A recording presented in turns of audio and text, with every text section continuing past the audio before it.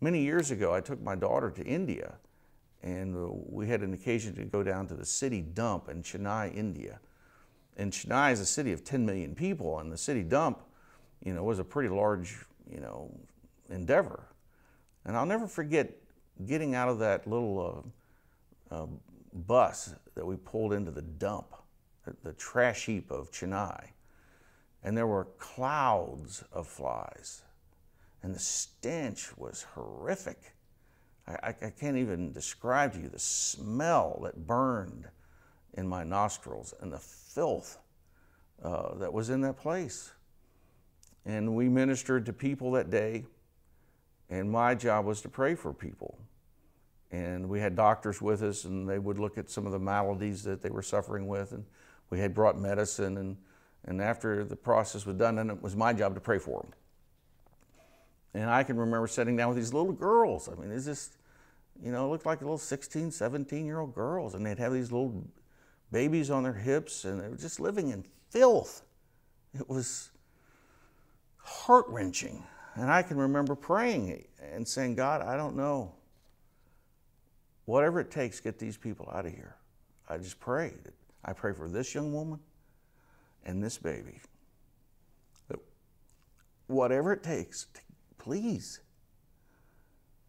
And as we were pulling out that day,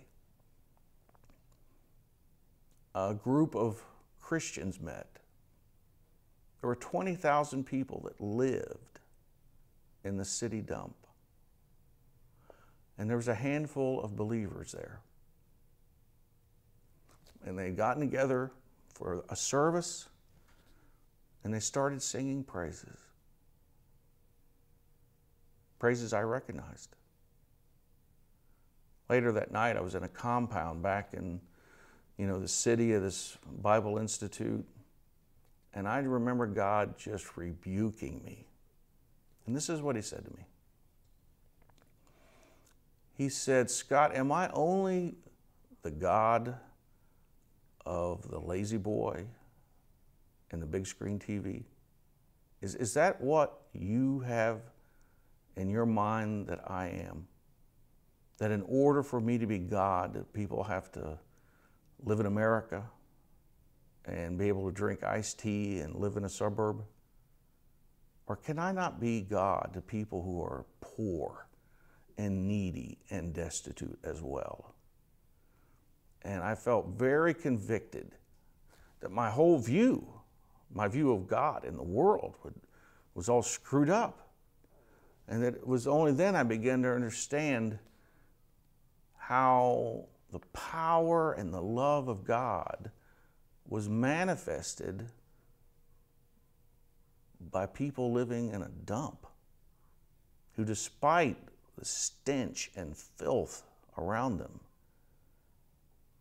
were able to come together and have joy and worship him. You see, a necessary part of our relationship with God is to be able to express our joy back to him in the form of worship.